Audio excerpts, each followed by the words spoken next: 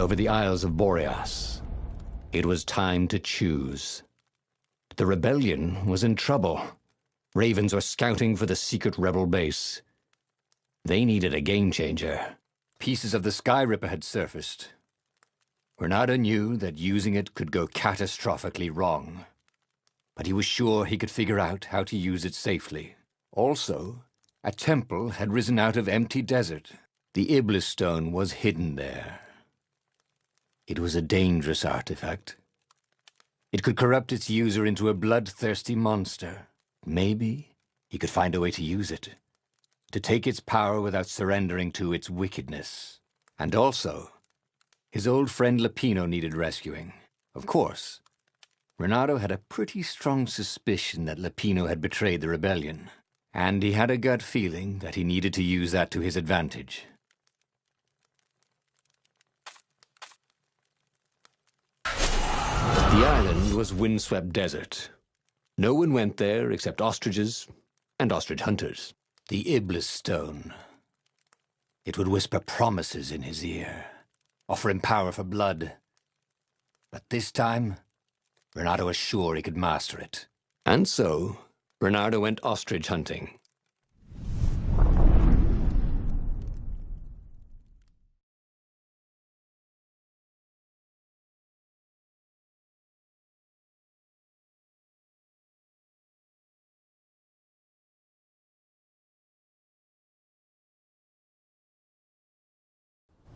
Every child could sing verses about the Sky Ripper, but ancient codices held hints of other things. A stone that ate souls, a ruby that drank blood, a jewel only a righteous man could give away. Were all these things the Iblis stone? Long hidden in a buried temple, another ancient item that was only resurfacing now, drawn up from the deeps by the Emperor's horrific rituals?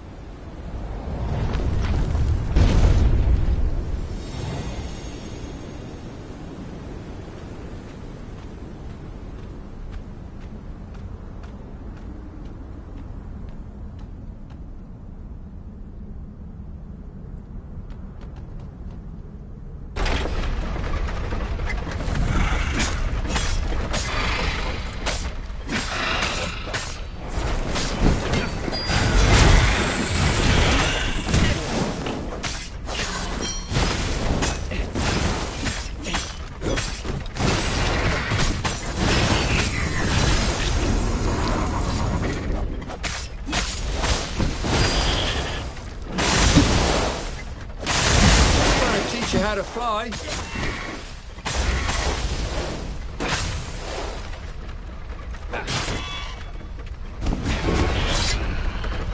The ravens were already here, cawing in frustration. They were still searching for a way in. Good. Then he hadn't come too late.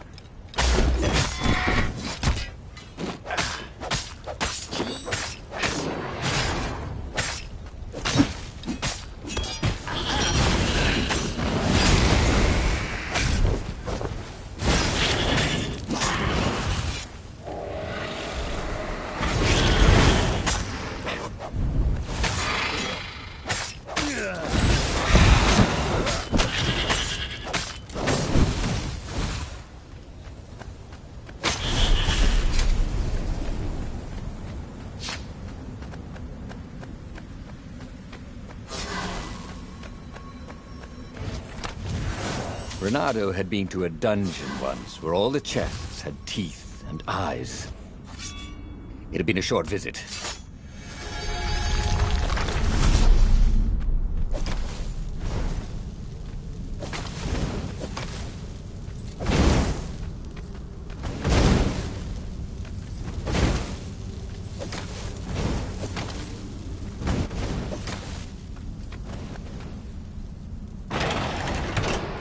There had to be some way to use the Iblis stone. It was old, wasn't it? People are so much cleverer now.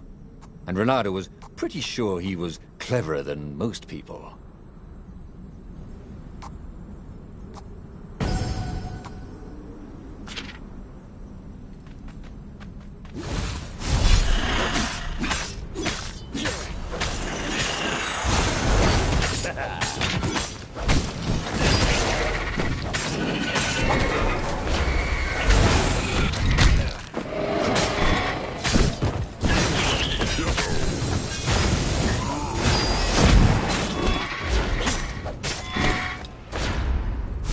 You know nothing, Jon Snow.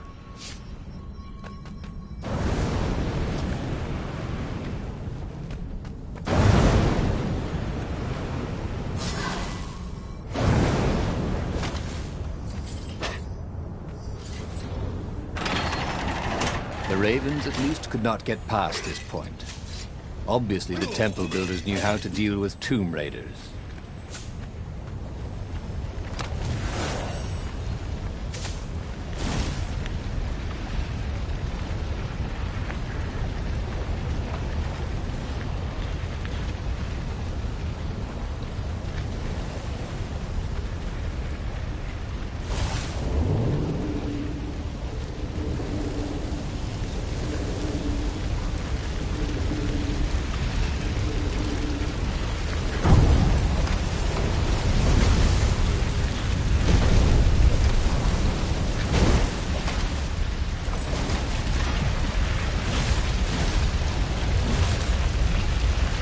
It was a stone of the purest blackness. It reflected no light, like a void made solid. Nervous, he picked it up. I can make you mighty. Who said that? Give me blood. It was the stone. Eager, thirsty. Kill the Emperor's daughter.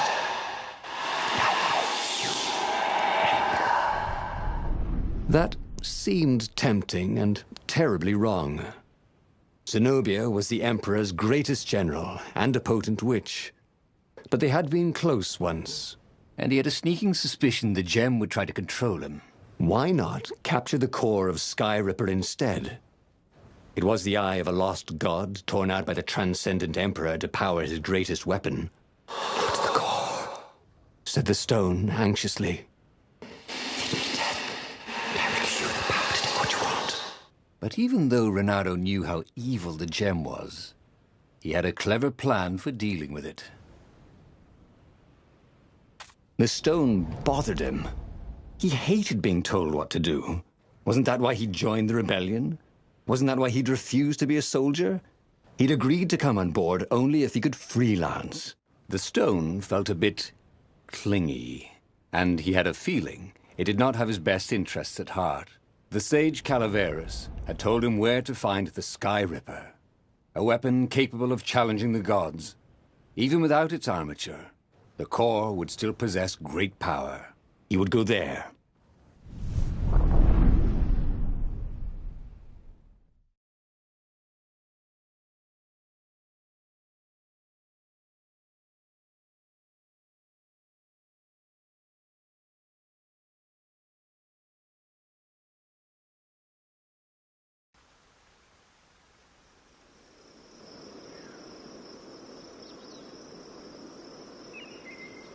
The moment he landed the Farfarer, Renato had a rare feeling of regret. It's not too late, he thought. He could turn around and sail for Zenobia's island. He frowned. Wait a minute. He didn't want to kill Zenobia, did he? Sure, technically she was the enemy, but they'd been at Sword Food School together. They'd never been lovers, but somehow they'd been closer. She'd told him every secret about herself. Except the biggest one. That she was the Emperor's daughter. No. Kill Zenobia, whispered the stone. There was something sour in the air. Like the earth had ruptured over something that had been fermenting for a very long time.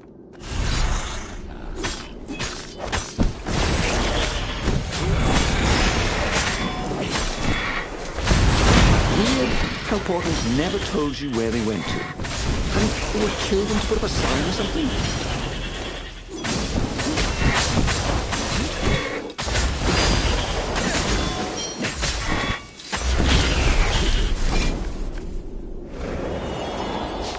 The stone hadn't lied about what it could do for him. With each raven he cut down, he felt a jolt of power flowing into his arm. "You're weak," whispered the stone. "The core will kill you." "Are you afraid of it?"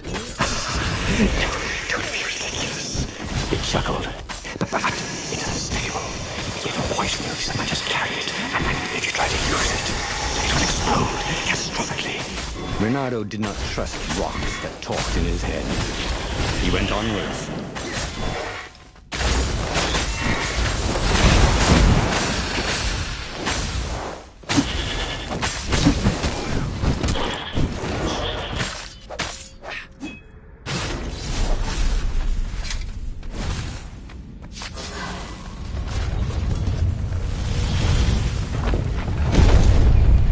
As he approached the core, the stone became hysterical.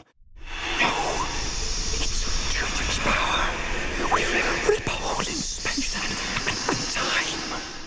He had a sudden vision of plunging his gauntlet into the core and dying in anguish.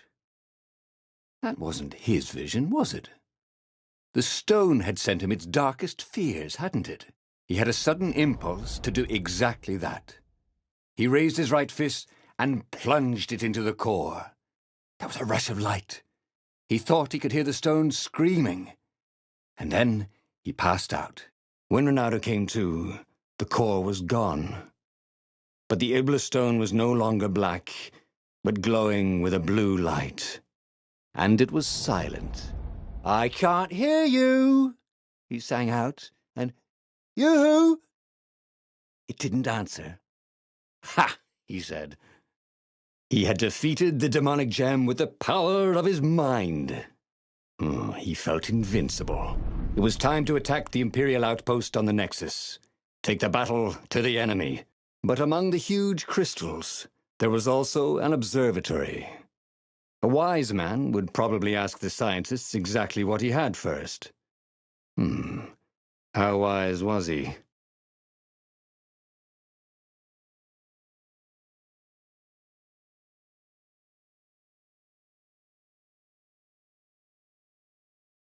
As the Farfarer made its way toward the Nexus, Renato watched sparks fly out of the core.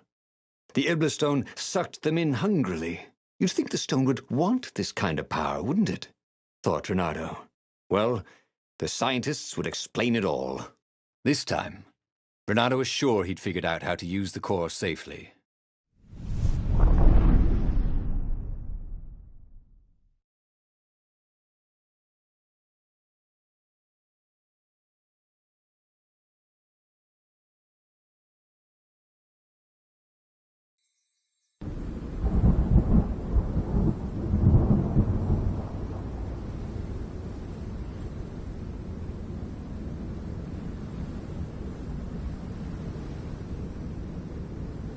See? He'd trusted his gut, and it had...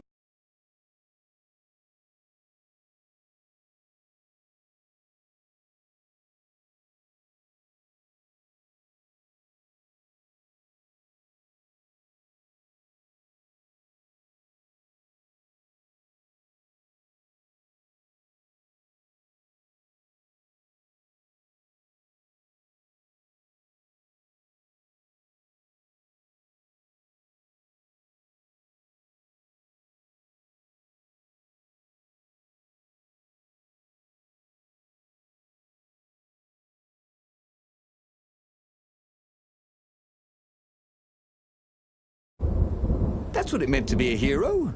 To ignore the naysayers and the odd-makers and do what you knew was right and have it turn out to be the right thing. Well, he wasn't worried. Once he got to the observatory, the scientist toads could explain it.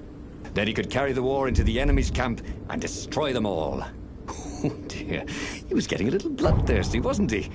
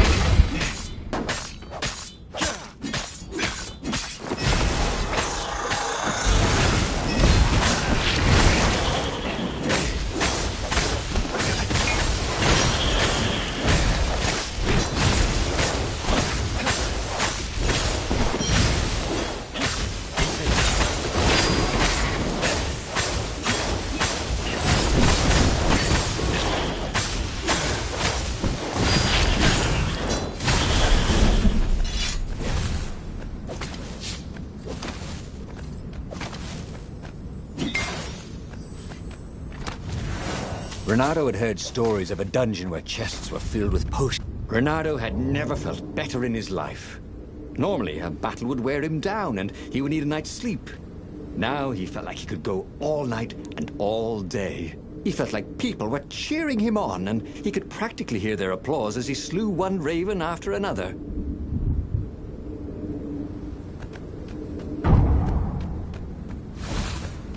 The Imperial fleet was closing in on the rebels, forcing them to come out and fight. Renato was itching to bring the fight to the enemy. He had to remind himself not to be too reckless.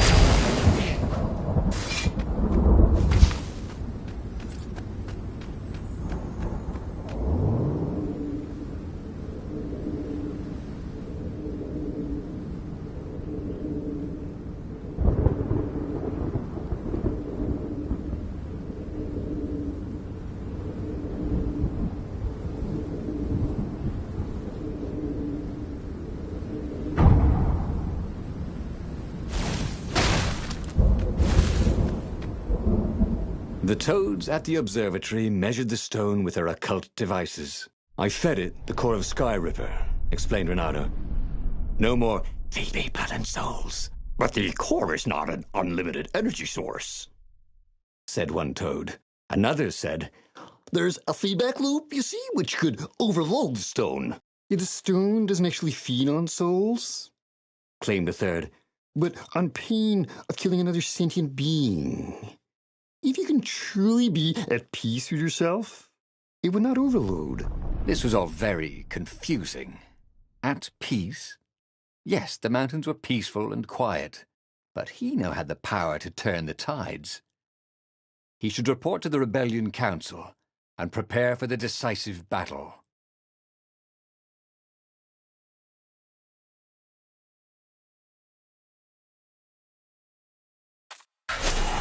Renato couldn't make sense of anything the toads said, and listening to them argue made him restless. The Iblis Stone had made him a power in his own right. The core had kicked the Iblis Stone out of his head by filling it with more power than it could eat.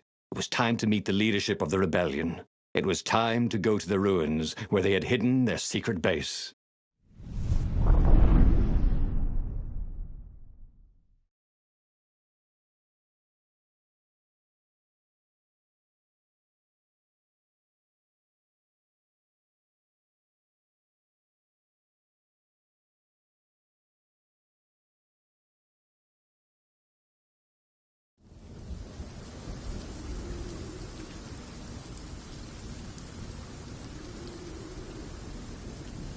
He was ready for anything the ravens could throw at him. His sword felt ready too. It seemed to know what he wanted most.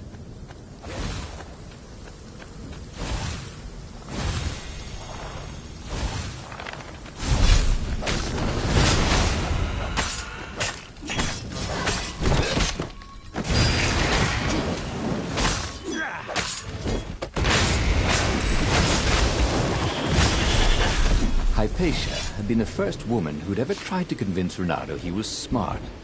He knew he wasn't nearly as clever as he thought he was, but she'd pushed him to think things through. She had a vision of him that was better than his own.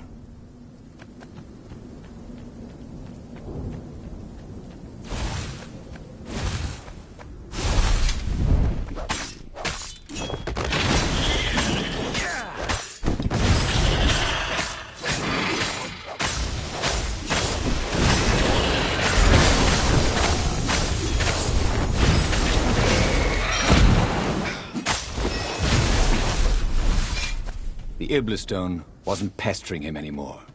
Good. He didn't want to chit-chat, not with anybody. He didn't want to think about Zenobia or Lapino. He just wanted to fight.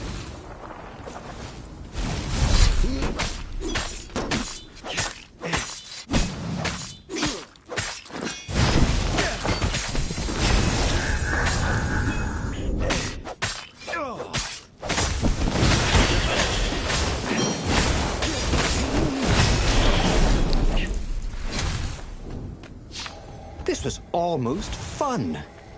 Pain of killing another sentient being? What was that toad talking about anyway? He felt no pain, only pleasure as each filthy raven fell by his sword and the stone glowed brighter and brighter. And all the while, those voices were cheering him on, like he was in the arena, winning bout after bout.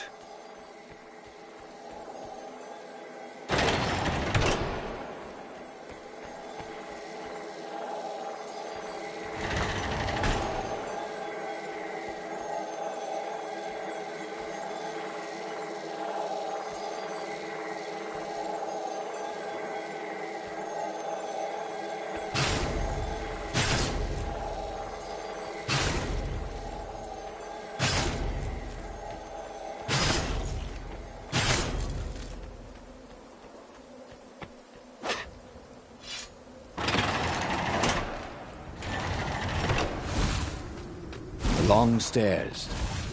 So he was close to the rebel base. Nothing was on fire. So far, so good.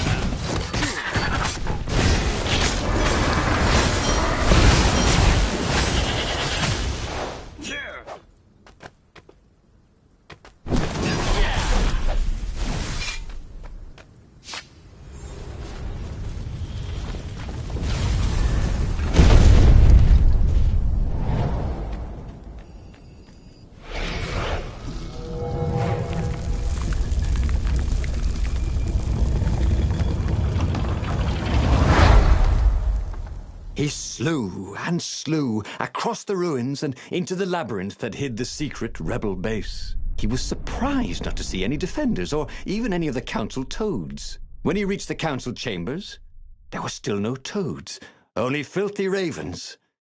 "Stop him! He's gone mad!"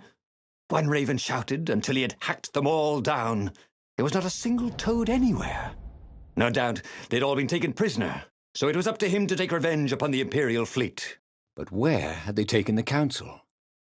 It couldn't be good that the Empire had not only found the secret rebel base, but killed or captured everyone there. No matter. He was on a roll. He headed full speed towards the Imperial fleet. He would be the fox who took down 100 warships. He charged.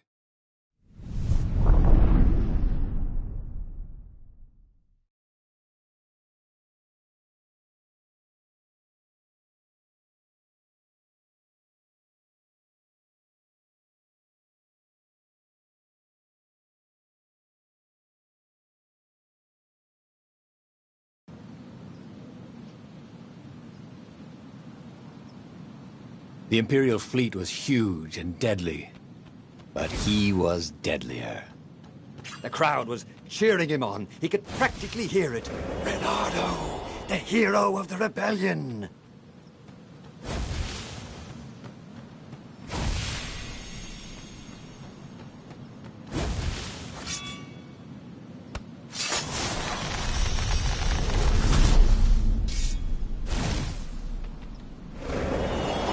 There it was again.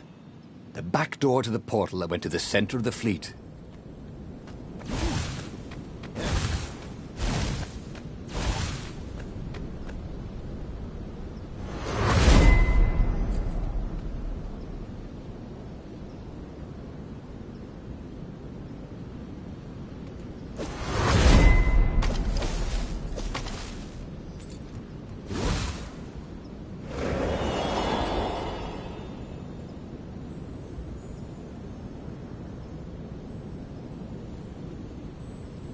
As he slew his way across the fleet, Renato thought he could hear a small voice whispering in his ear.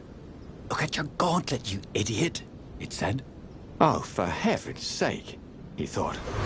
Can't I be alone in my own head? Look at the stone. I'm busy, he told the voice. Talk later.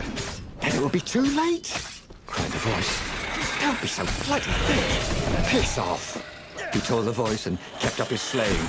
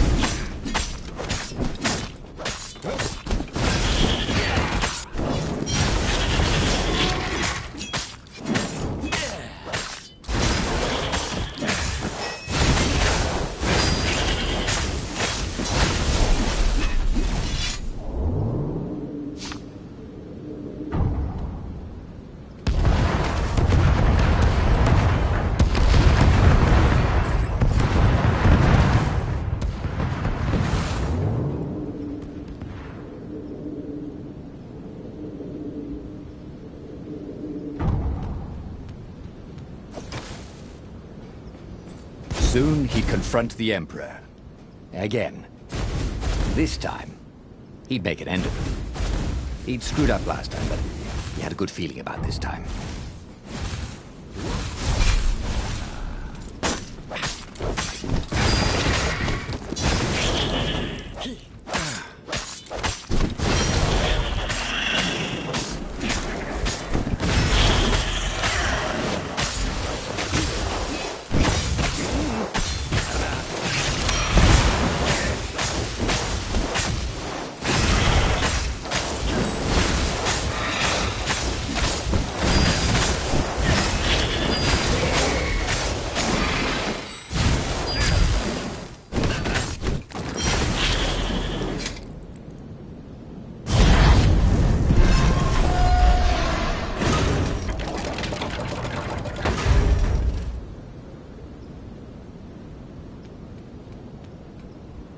There was the Emperor. Renato cut down his elite guard. The exalted Toad cowered fearfully. He had sought to evade death and only made death come to him faster. Renato savored the moment.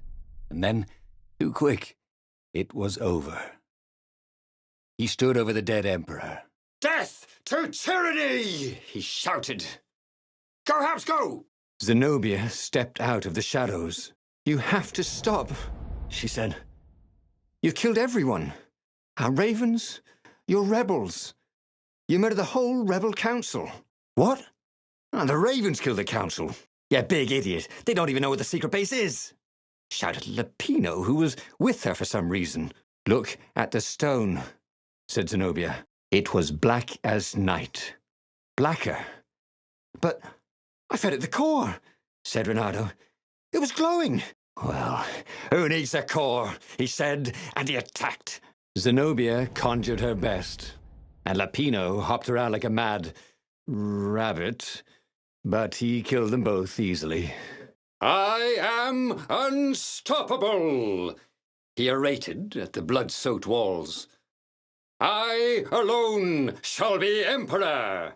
The tiny voice inside him screamed, That doesn't even sound like you big fanny. The stone has stolen your mind. But he ignored it. Who listens to voices in their heads anyway? Madmen, that's who.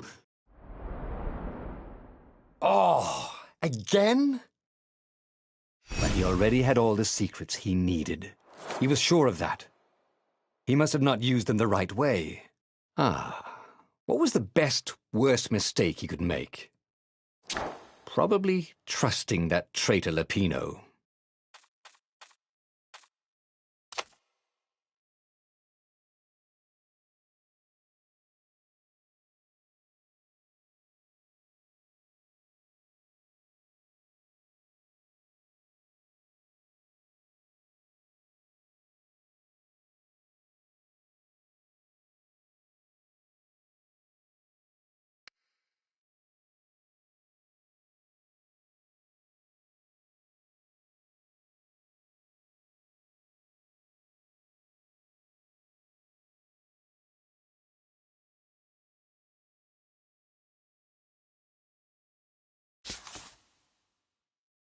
The book's pages fluttered to the beginning once again. Faster than before? And he fell.